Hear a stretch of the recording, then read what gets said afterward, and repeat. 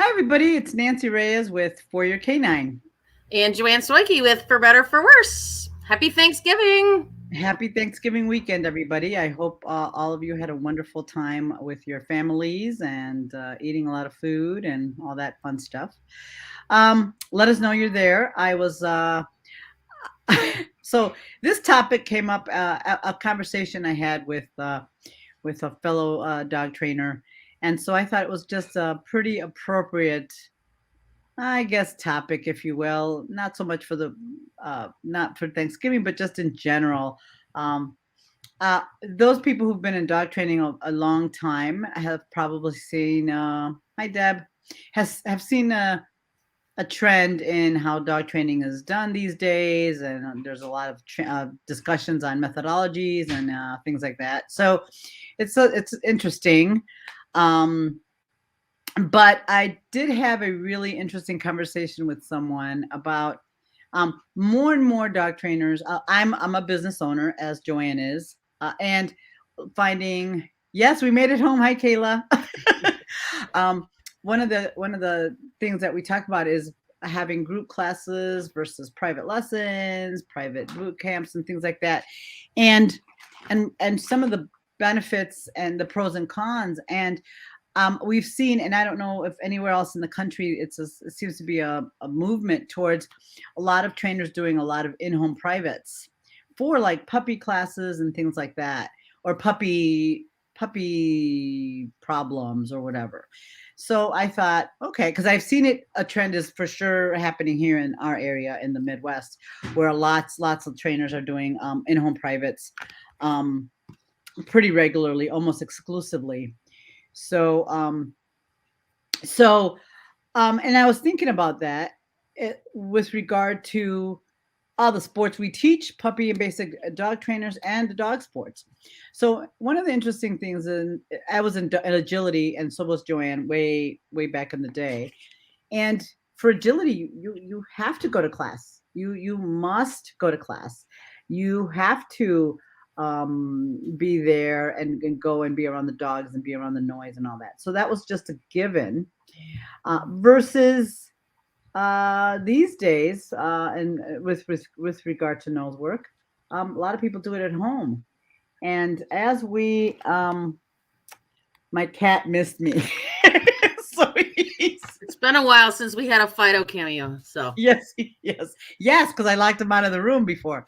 Anyway, so it was just an interesting conversation. I told you, and I go, we should talk about this, like the pros and cons of the different in training environments, right? And what the benefits are, and who benefits from it, and just to kind of open your minds a little bit to that, because a lot of people just seem to love the in-home privates, but it's very limited what you can do and what you can achieve doing that, right? So I thought that was just very interesting. Anyway, so Joanne did have a kind of a jumping off point, so I'm going to let her start that, and then we can go from there.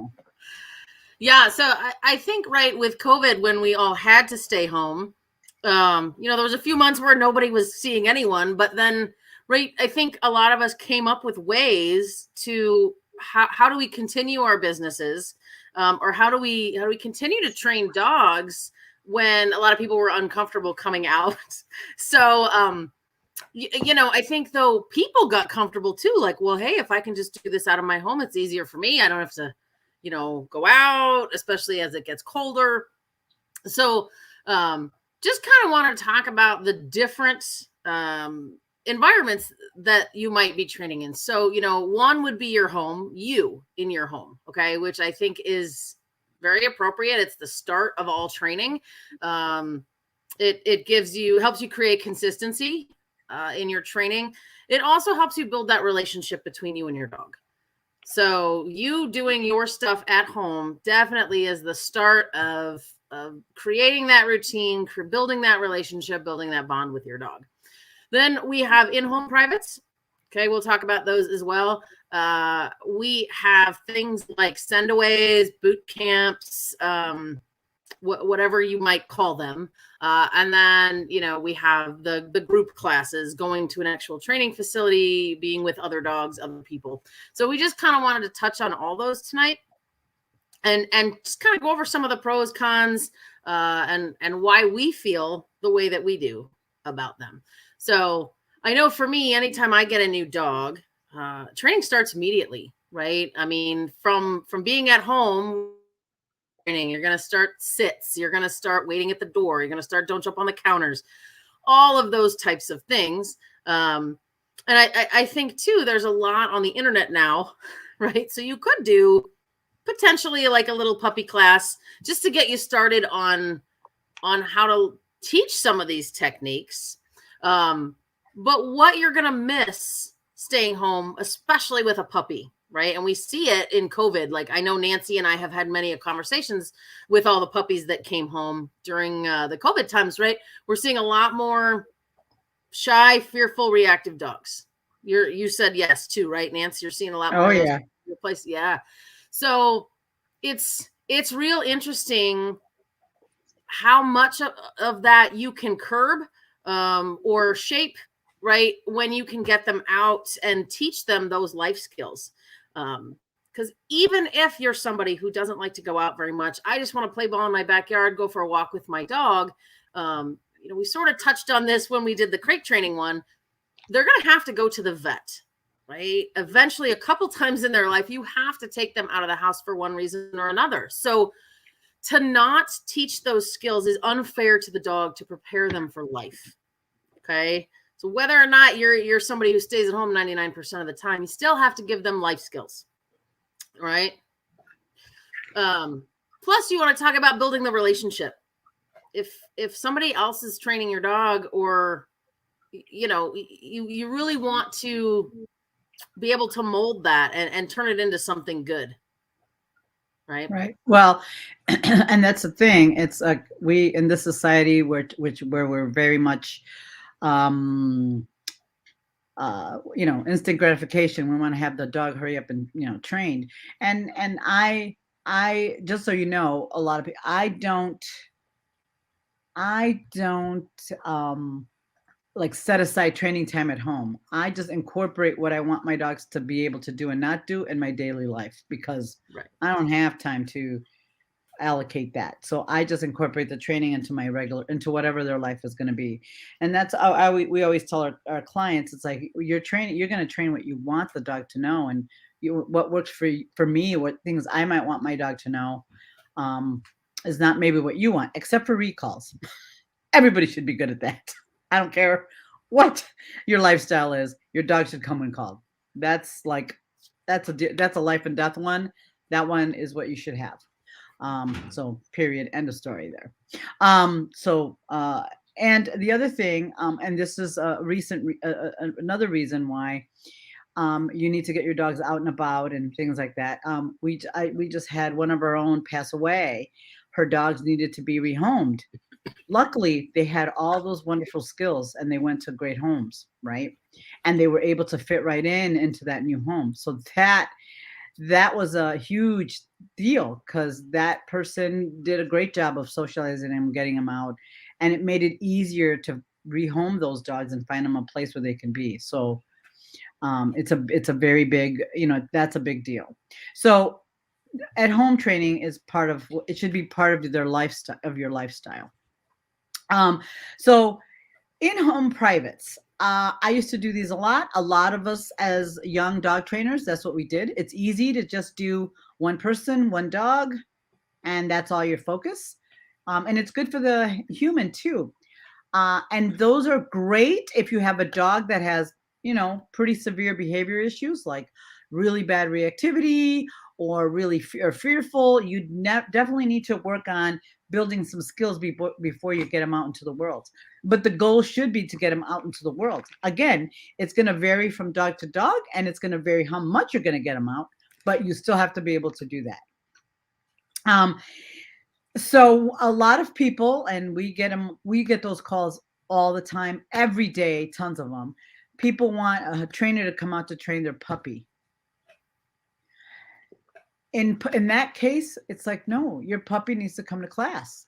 be around other dogs, be in a busy environment, be able to handle that. Unless behaviorally your puppy can't, that is that I took my puppies when they were young to different places to give them that experience of being elsewhere, because my training facility is home for them, right? It's not a novel environment, my training facility. They're there all the time. So I had to make it a point to go elsewhere so that they have that experience of being in a different novel environment with different dogs, learning how to, um, behave and do the commands and do what I ask them in a novel environment, right? It's one of those things. Um, so, um, so but we see so much of it, right? That, oh, I got an in-home trainer and did the puppy, and yeah, your puppy of course is going to be able to do all this stuff at home, no problem, because there's no distractions, they're in a comfortable environment and they can handle it. But then when you try to take them out, the puppy can't handle it, they can't, and they don't have the skill, and then by then they're already big adolescent dogs, right? And now now you have a bigger problem, and that's what we're getting most of now, right? We're Yep. getting a lot of dogs that, oh, we had a trainer come to the house. Yeah, well, now the puppy can't function, can't be out, and can't be around dogs. Yep. And I'll even reverse that for you for people who do go to class, which I think is a lot of our audience, right? You do go to classes. Remember back in the day when you were taking your new dog to a beginning obedience class, what I hear from most people is like, well, they walk so good when we come in here. But, when I try and take them for a walk, it's, they pull. Yeah, because dogs don't generalize very well, right? Sit is not sit is not sit. Okay. So you really do have to practice your skills in a multitude of environments for the dog to understand, oh, you mean all the time. Yep. Everywhere you go, don't drag me down the street.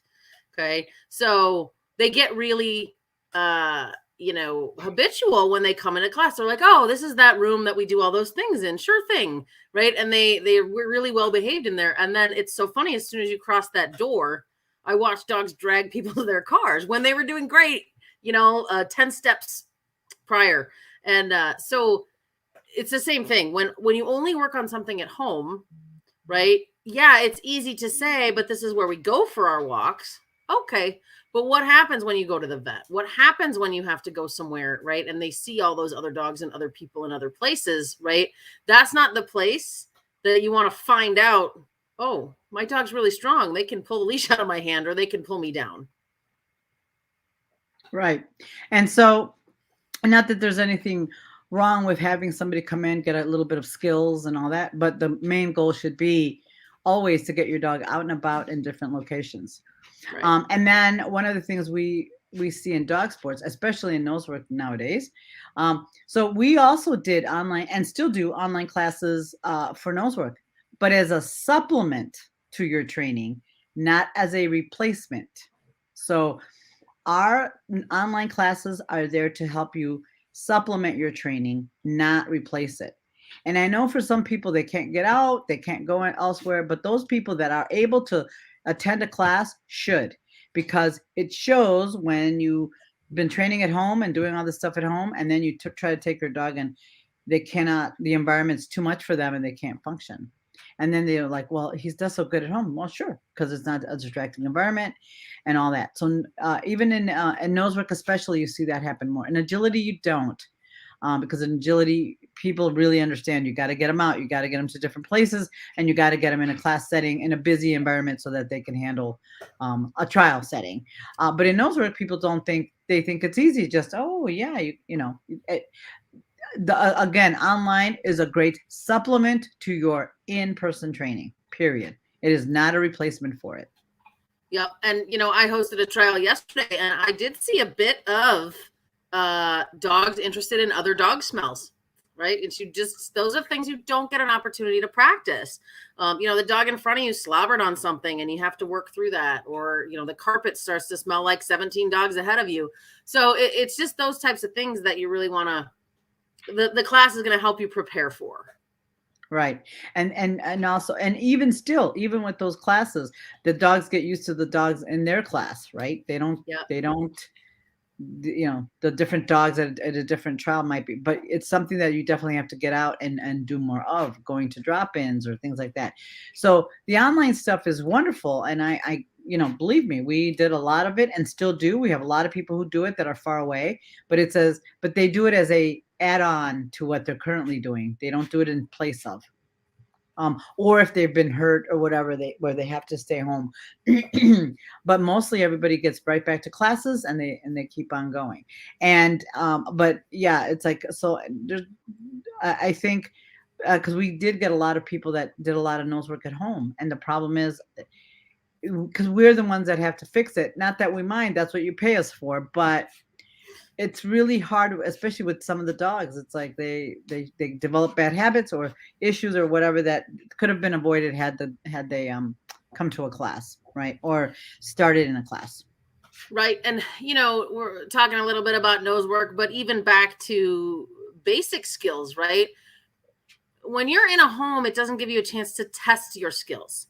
So, right, when we talk nose work, it's like when you set your own hides, that's what the dog gets used to working, right? When you get to do things, it's human nature. We do them the same every time. So we create this big routine. Well, when you're out and about, sometimes it's not conducive to setting it up the way you would normally do it, right? So when you come to a class, maybe they're not used to sitting or walking with another dog. They're not used to sitting or walking with somebody standing in front of them, waiting to pet them. So, right, you really get to test those skills in a new environment that just isn't offered to you when you're doing the in-home stuff. Yep. And I think there's not an all or nothing. We're not saying don't do in-home privates. We're saying do only group classes. No, I think the right answer is both, right? If you can do both, that's great. But if you had to choose, you need to, depending on what your dog's skill level is and what your goals are, you might have to, make some decisions based on that. So, we're, especially for dog sports, group classes are just, you can't, there's no substitute, right? Because you're going to either spend your money in group classes or you're going to spend your money trialing, because those are really your options, truly. So, like, for example, I may not train with anybody in particular. However, I'm around people, dogs are around, and when I train, my dogs are always used to being in a busy environment training, because even though I'm not in a class, but I'm in a busy environment training my dog, right? And so, like, I'll put them into one of my classes if I can, if I'm able to do that, so that way they have that experience of waiting in the crate and doing all that stuff. But the other dog smells, I was just COing an ORT. This other dog smells is a biggie. It's a really big thing. It's a big deal. And the problem is training it, is they have to learn how to ignore it, because they're going to experience it all the time in their whole nose work career. Other dog smells, because you could be dog number 1 or you could be dog number 31. I mean, so your dog has to be able to work through all of that, all of those things, and you have to be able to recognize when they're on, odor or doggy smuts, right? So, and like I said, for agility, I know a lot of people might have setups in their yard and all that, but they all still go to classes, because the dogs need to be in an environment with other dogs, especially like agility. Same with fly ball; they have to be in a group setting to be able to do that, and nose work. But nose work and basic and puppy people do tend to want to stay home and not go out, and they're too busy to have we get that a lot. Oh, we're so busy. I'm like, then the puppy might have not been it might not be a good time to have a puppy, right? Because you can't, because you're not able to,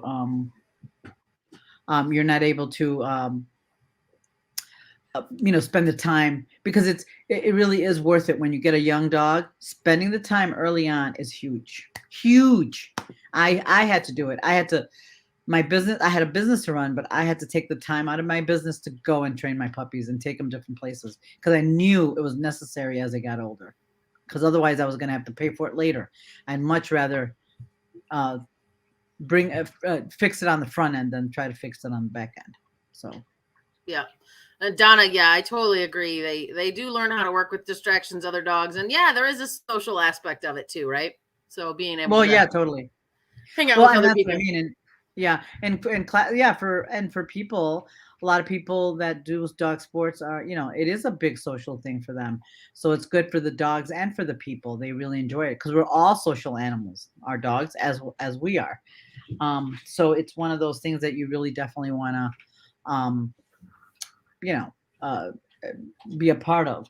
So I I think that we don't usually think about all the stuff that group classes bring.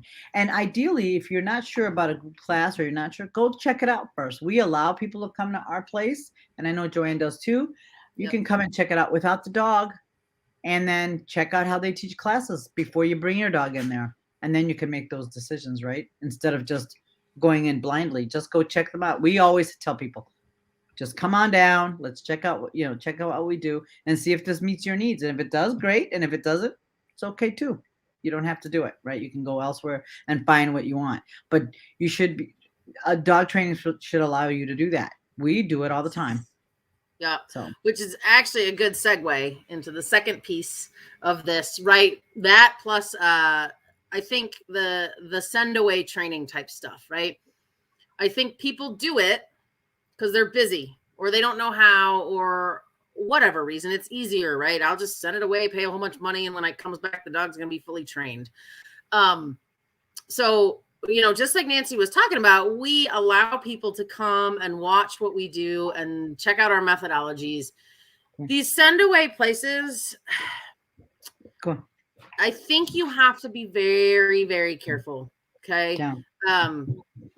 And the biggest thing that I would ask is what's the methodology, right? As soon as you're behind closed doors, you don't know what's happening with your dog. You just don't. So you don't know, right? If they're being kind and using positive reinforcement type training, or if they're using aversives, or doing some bad things to your dogs. Plus, right, that has nothing to do with you, right? So there's no relationship building in the training there at all. And really, when the dog comes home, you aren't that trainer, right? You aren't that person. So I have seen time after time after time, the people who've sent them away, usually within 3 to 6 months, the dog falls apart. Yep. Right. So you don't have the skills to put on that. So yeah, the dog came home knowing some stuff. Unless you're gonna put those skills into practice, they fade just like anything. Right. Yeah, how long your dog sits in a kennel waiting. Yeah, and I think when you send them away, right, the expectation is you're going to be working my dog multiple times a day, right? So you don't know. You really don't know. So, anybody that has a guarantee, I'd be frightened of, right? There is no guarantee in another living being's educational process. Right. It doesn't exist, right? Because that dog might have a different learning style, learning time than anybody else. There's no guarantee. I can tell you I'll do the best I can in this period of time, but that's not normally what you see. Right. And sometimes a nice bonus that I've seen some places do, we used to do it, we don't do it anymore, is day training, where you can drop off your dog gets training, and you pick them up at night. So if you had to do a send away, that's one I would, if you like it, that's one I would do, because they can at least train your dog. They can go over what they learned that day, and then you can implement it. We had great success with some of that, because then the people were involved. They were working on it too, and they didn't come all the time. It was just once or twice a week, and the dogs got some social playtime and things like that. But finding good places like that is really challenging.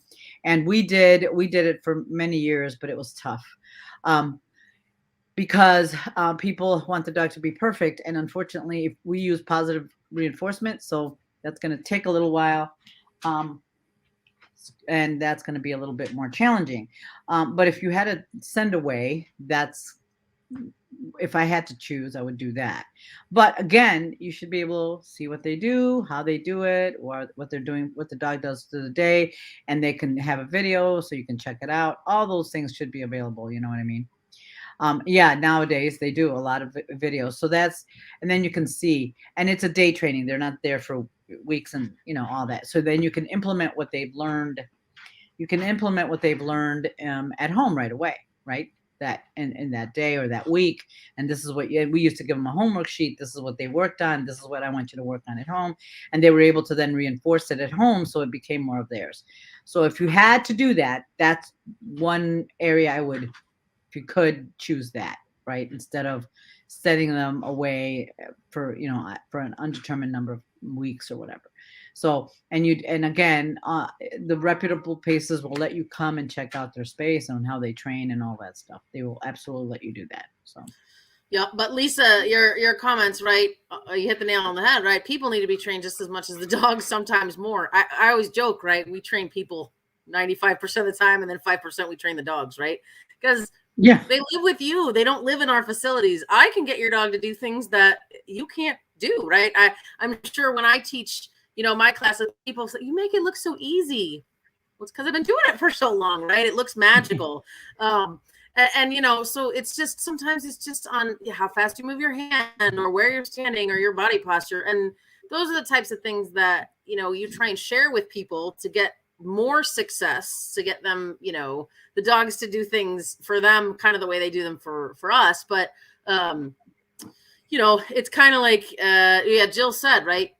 Training your own dog's half the fun. I don't know if everyone feels that way, but I do most of the time. Sometimes.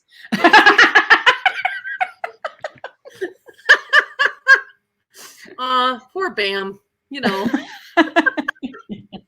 but it is. It's like, it's so great to see them learn and grow and how quickly they pick stuff up. It's pretty awesome to see that. I want to learn how to train right. And then this is the thing. I know, as idyllic as this sounds, when I opened my business, my goal was that I wanted to help people understand their dogs better. And that's the goal. Like, the more people know, the more. Back in the day when I first started training, I'm the authority. I know this. I have the secret thing. That's kind of was the attitude of the dog trainers. And it's like, no, I want you to know what I know and more. And the more you know, the better off it's going to be for you and for your dog. So the more you know, the better off, the happier I am. It's like, and when people ask questions like, well, what about this and what about that? That's always wonderful, because you're going to learn and you become really, really good. And actually, that's how I found some of my best dog trainers were students that were curious and wanted to learn. And that's what happens. So be careful, everybody. Well, and talking on that subject, really, that's why we. Joanne's frozen. More people. How do we? Yeah. Oh, okay. How about now? Yeah, sorry. You're better. You're still a little frozen, but we can hear you. Sorry. So I said, that's why we created these Sunday night Facebook Lives too, right? Getting together and saying, how can we reach more people? How can we pass on more knowledge? Because in the end, right, that's the big goal is how do we make dogs' lives better, right? How do we make dogs' lives with people better? And the bottom line is educating people to understand dogs better. So, that's how I created my business name. It took me a while to come up with it, but right, for better, for worse, it is kind of like a marriage, right? I loved you. I want to spend the rest of my life with you. Sometimes it sucks and sometimes it's great, but yes. I'm with you forever. And I made the commitment to be together. So. Yep. And that is true. And that's why we wanted to be able to reach more people and if nothing else, have you think about things a different way, or think about your dogs in a different way. And dog training, for those of you who are the consumer of dog training, it's really tough out there. I went through it early on when I started trying to find somebody, a dog trainer that understood my dog. And it was really, really challenging.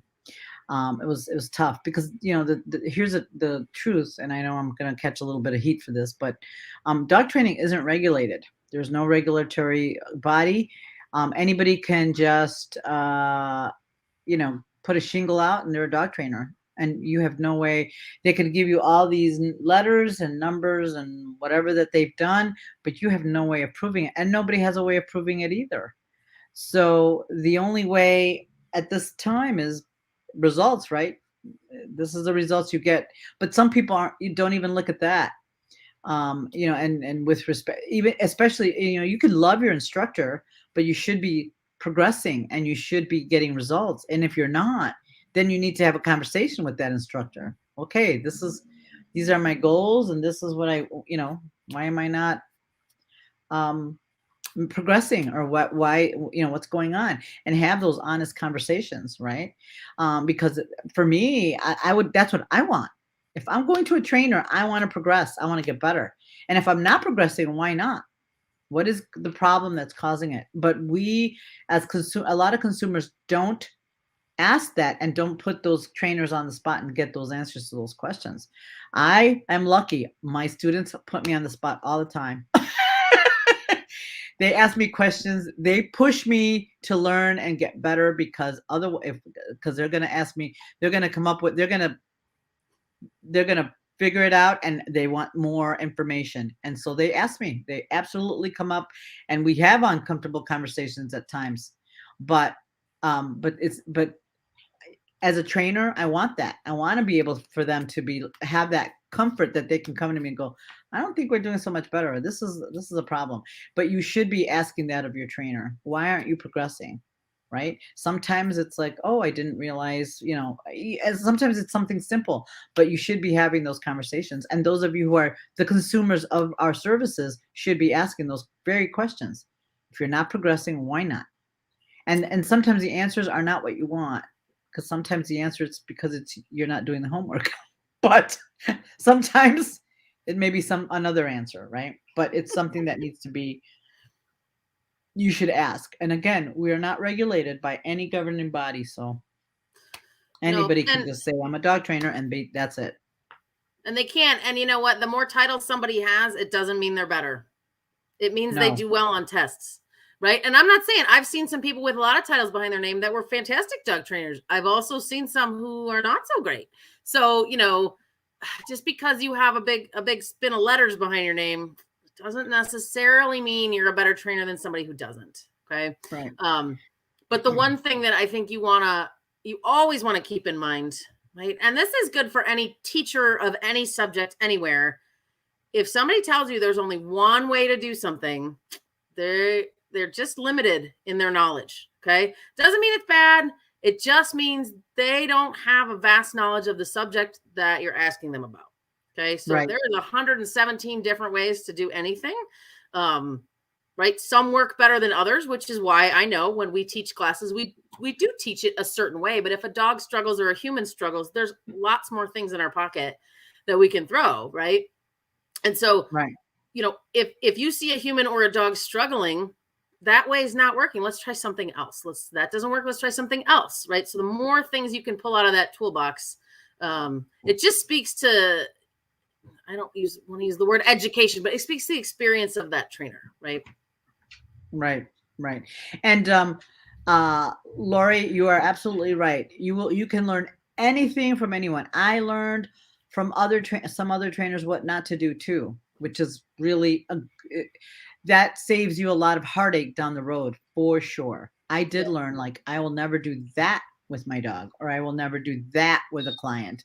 I learned a lot of what not to do as well. So you can when you work with someone, there is something to learn there. You just have to look for it. There's always something to learn from everyone. And I also believe that some people they come into your life for those things, to teach you different things and all that. And you're just got to be open to what that is. So whatever they're there to teach you. So, and I think that, because they all come into your life for a reason. Early on, when I was very young, I had a child that was very aggressive to people and dogs, and I went everywhere looking for help and never found it. Right? Never found it. And I thought this was really bad. and then that's how I kind of got more interested in it and learning more about dogs and behavior. And I think to a certain extent, I don't care if the trainer's been doing it 30 years or 50 years. There's no way. I wish I could tell you that I know a lot about dogs and I know everything there is to know. And it's like, I think we're just beginning to scratch the surface. We really don't know a lot about dogs. They're another completely another species. We're just some of the stuff we're just figuring it out, right? There's some science behind a lot of it, but other stuff we don't really 100% know everything. So we're always learning. So and that's what your my job is as a trainer, to learn as much as I can so that we can teach everybody else. I wish I like I said, I wish I knew everything about dog training. That would be so awesome. Yep. But And I think things continue to progress because only in the last 10 years really has science started to look at the emotions in animals, right? right. Before they don't have emotions, right? That they just do things based on responses. And it's like, no, these guys, they are free thinking, loving beings, and they absolutely work on emotions sometimes, right? So being able to incorporate that and realize it's true, um, just opens up so many new doors, right? We go back to the old school, BF Skinner days. That's they didn't feel pain, they didn't do this, right? And now we're like, wow. You look back on some of that was groundbreaking at the time, and now you're like, oh my gosh, how could they have not known this? So all the new things they're doing, right? MRIs of dogs' brain, to training dogs to stay still, and taking MRIs of brains when they're showing them pictures and smells, and it's groundbreaking science right now. And looking back in 15 years, we'll be like, oh, I can't believe you didn't know that. you know Right, right. so And because we do, I have run across, some of my peers, oh, I know everything about dogs. It's like, oh my God. Nancy. Oh, Tucker, he was quite a gem. He was a challenge though, for sure. But I feel like every dog brings you, different challenges, and that's why getting him out into the world. And I think, COVID has been a blessing and a curse, but this is one of the curses now. We're seeing so many people with new puppies just doing in-home privates, and then when they don't get out into the world. So it's really important that they get that that's part of their at some point that happens for them so they can socialize and be able to work around other dogs because especially if you might have a dog that has a tendency to be more reactive like little Tucker was and all that, and how to help him be in the world, because it'd be nice if we can just keep him tucked away enough and just not be out and about, but that's not really true. So then going forward, one of the reasons that group classes or being out in the world in the environment is teaching your dog to work around distractions, whether it's a dog sport or just coming when called or walking on a leash. A lot of it is being out in the world, being able to work through distractions, and that's why group classes help, especially when they're young. It's so much easier because they get used to it. Like my two young dogs, I took them to puppy class at two different places so that they can be out with different dogs in a different environment. One very large class, one very small class, just so that they can get used to being and having to work around other dogs, because that was going to be their life. With me, they're going to have to be with me around other dogs always. So they had to be able to be good with it. So I started that immediately, right away. That was the commands are easy to teach as you go, but the socialization piece is really important. Yep. And I know it's the same for any dog, but I know, like, for me and Nancy especially too, we have the pointy-eared breeds, right? So I have a Doberman, she has Shepherds. It's not the same as the Labrador and the Vizsla. They need all the help too, but right, it's, to me, it's almost doubly important to make sure those dogs can handle or get the ability to become socialized and learn to handle those environments. Because when you have those types of breeds, right, it's like you're always at fault. If your dog barks, even if it is barking at somebody else being a jerk, right, you have the big aggressive dog breed. So really, I remember getting the Doberman out way more than I did for the Vizsla, just because he's a big, powerful dog and he has a look to him. So I really wanted to make sure, you could handle yourself in all different kinds of environments. Right. Well, yeah, because like I said, the labs are usually pretty happy-go-lucky. It's almost And dinner hungry. time, so somebody's hungry.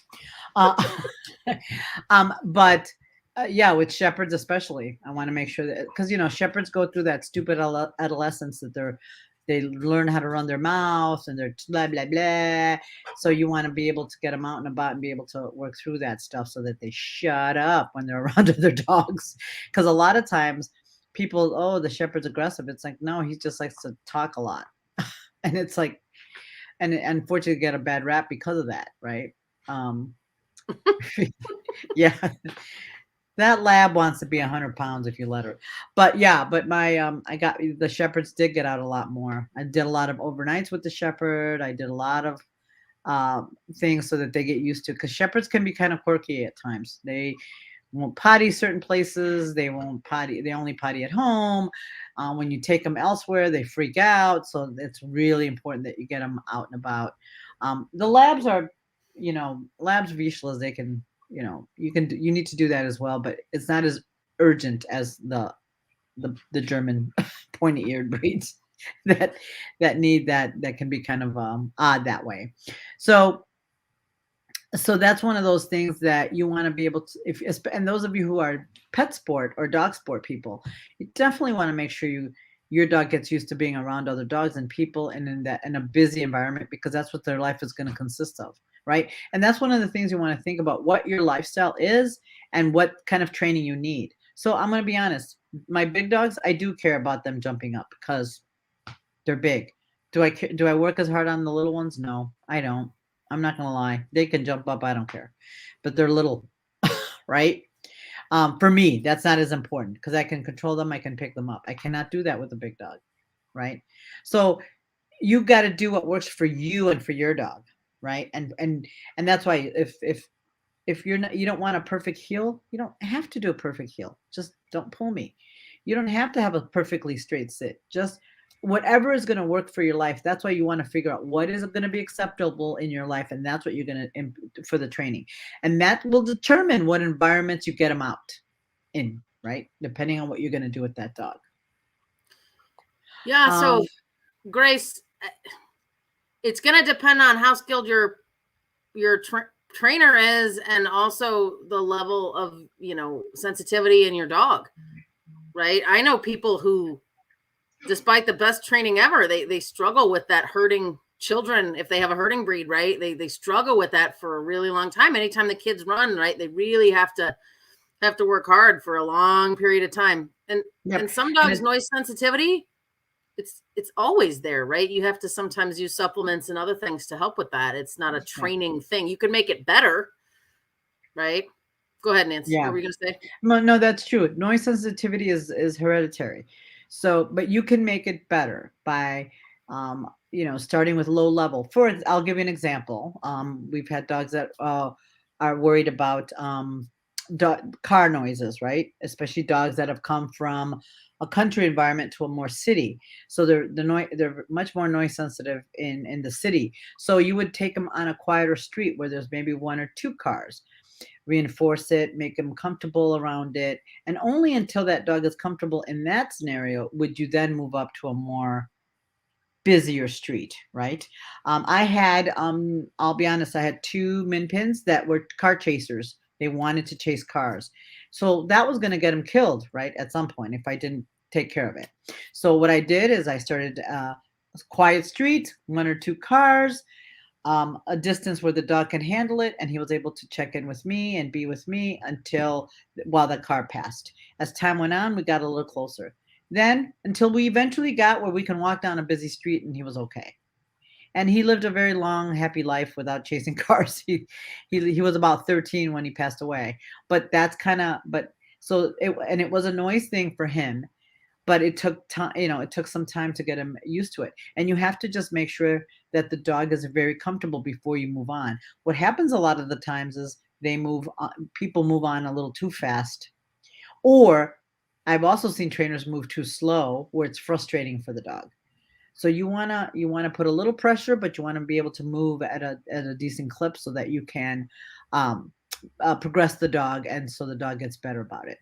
Uh, so it really depends on the trainer you have, what experience and what they come up with. And I know, again, Grace, you guys that are the consumers of dog trainer, dog training are at the you really do have to do your homework and ask the right questions and ask a lot of questions because Yep. yeah, you know, I would be able, like for me, something like that, um, you'd have to definitely assess the dog and kind of see and you can figure out. And some dogs might make progress a lot faster, right? It's really hard.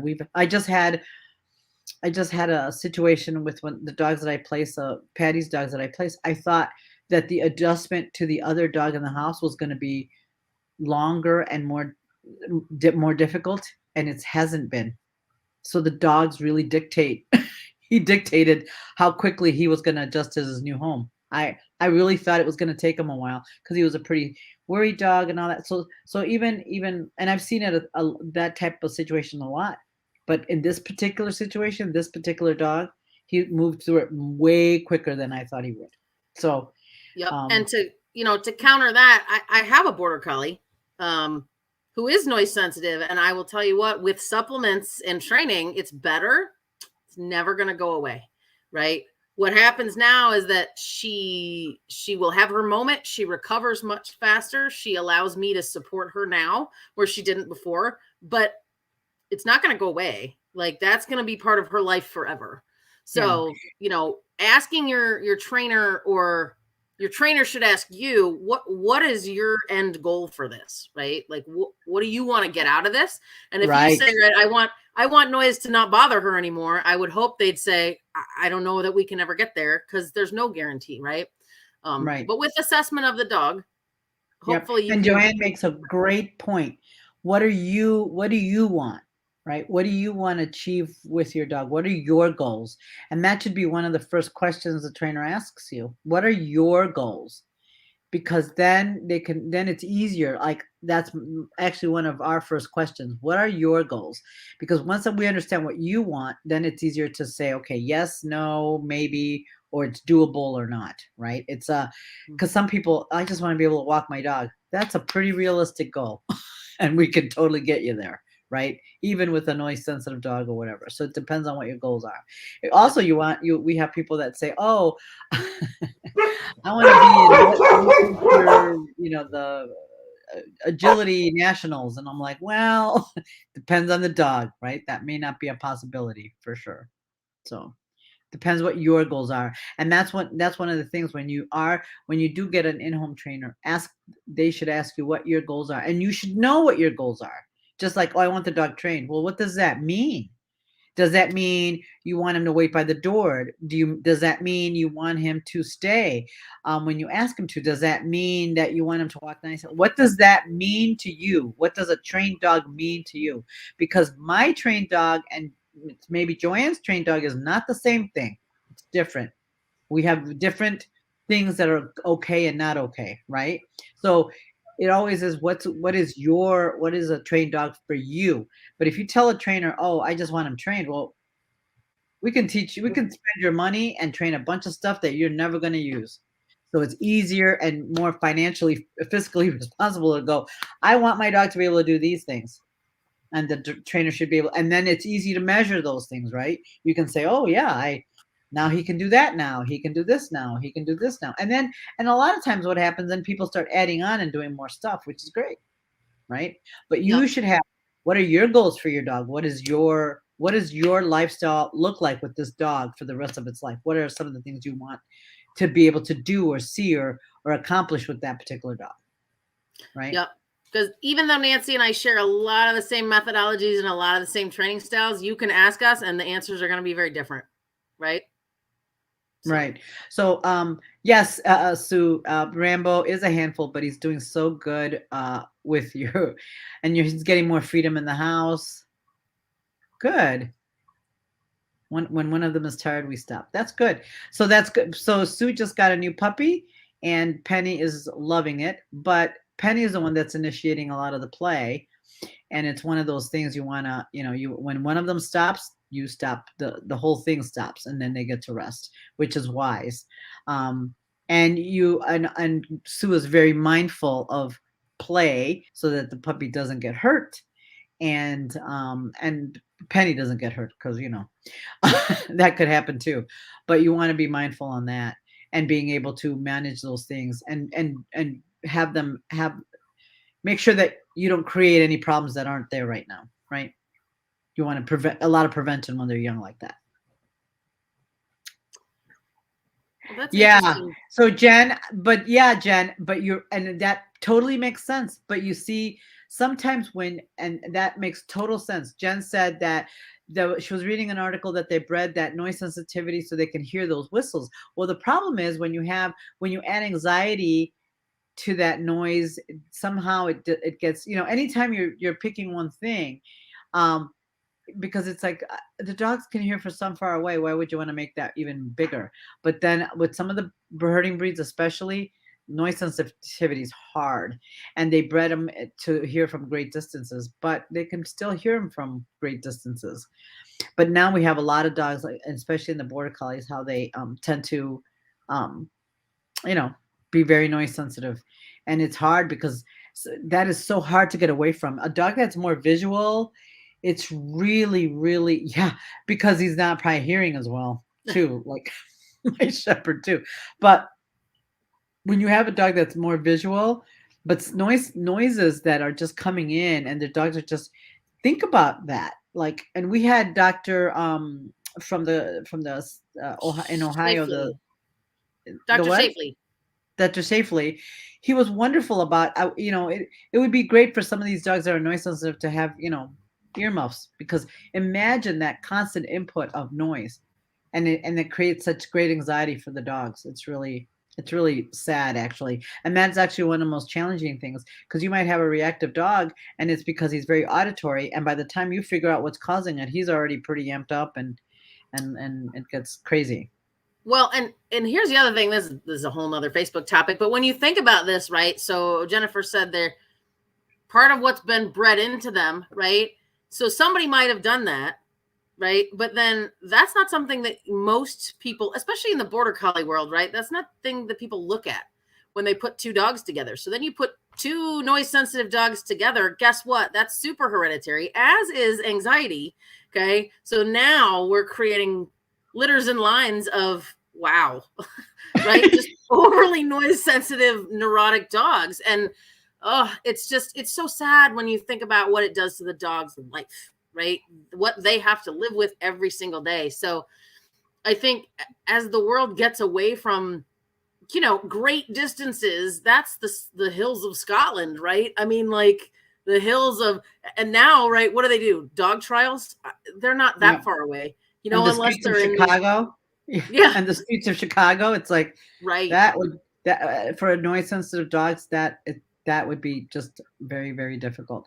And right. and the truth is that is true of people. Some of us are more auditory and more sensitive to sound than others. Humans are. And you probably know somebody that they can't be in a noisy environment. They can't be in a noisy, and where there's a lot of noise, because it's difficult for them. Some people that are more visual. So dogs, same. It's the same situation. So one of the things I want you to think about, whatever your goals are for your dog, what environments do you need to get them into, and then do that, right? Because you need to really think about what and I don't think a lot of us do. Like, I know I want my dogs to be able to do with their lives and with my life, and how it's going to work with my life. And so certain things are going to be important for me. Like, my dogs have to be good with people, because I am with people all the time. I am with other dogs. They have to be good with other dogs all the time, because I need that. I need to have that. Oh, I don't know.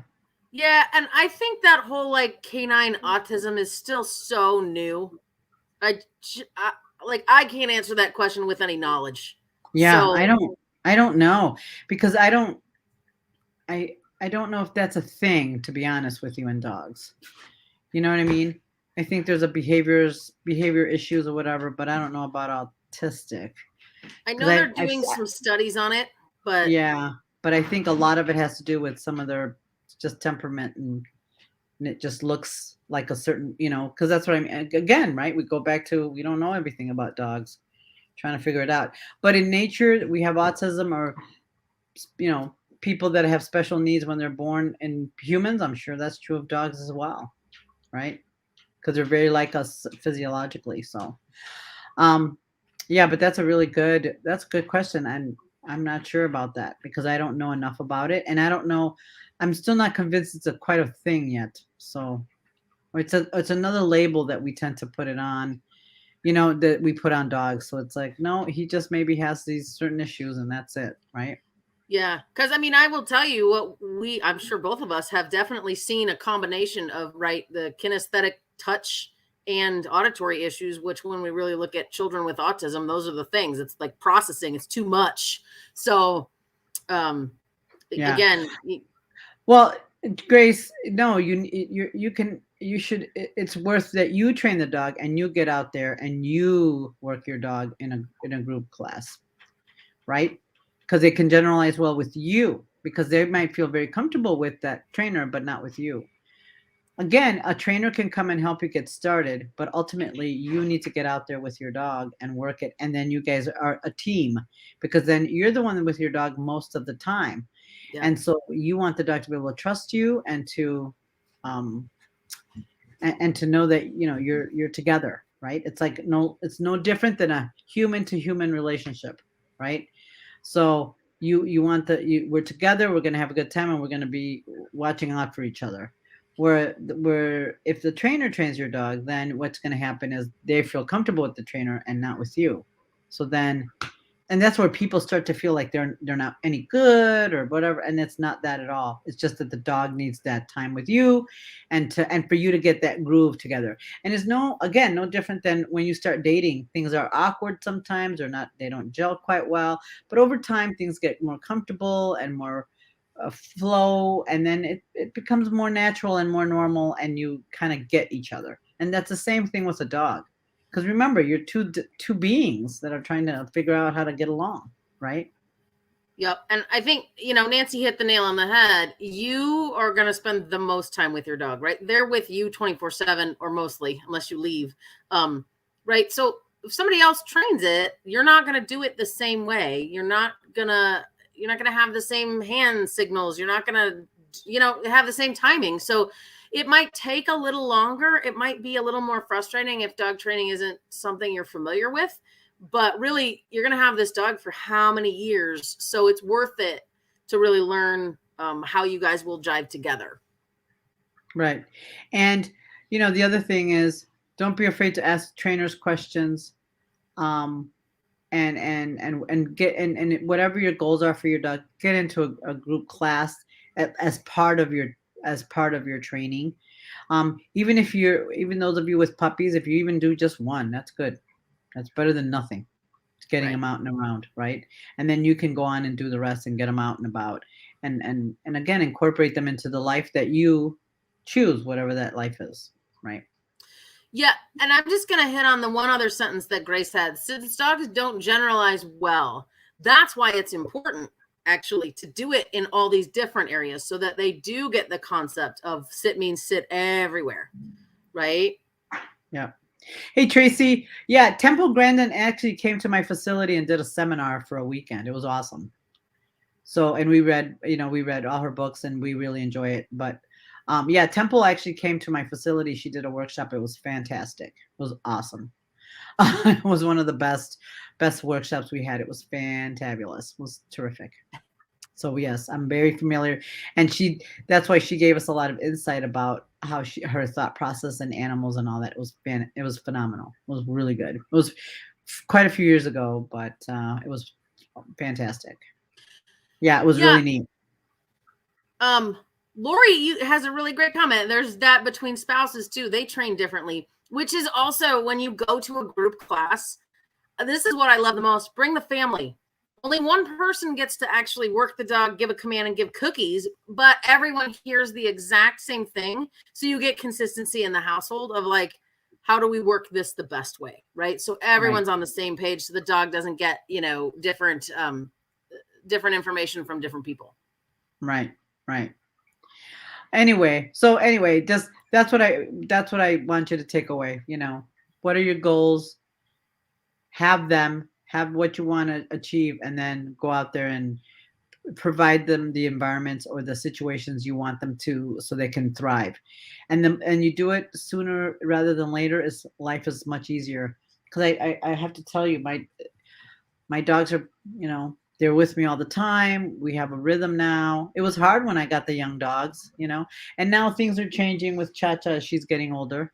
But now we have to figure out a new way to work together. But it's part of the, and now with Cha-Cha, how much do you reduce her environment? Now that she's a little older, she still enjoys going and she still enjoys being part of it. But is that best for her? And how to keep her involved in our lives, and enjoying her retirement, while making sure she stays healthy and in really good shape. So now we have to figure out that part of the relationship, because now the relationship is changing a little bit. So it's always changing and working, and it's always being attentive to the other being, right? Whether it's human or canine or feline, because mine finally went to sleep after being. You're gonna ignore me. Anyway, huh? If you're gonna ignore me, I'll just go lay down. Yes, that's what he did. He's right here, so I can see him pouting. But anyway, I hope this was helpful for you. I hope you enjoyed it. And again, we want you to go out there and have some happy training, fun training, and with however you choose to do it. So thank you all so much for tuning in. Thanks, everybody. All right. Bye-bye. Bye.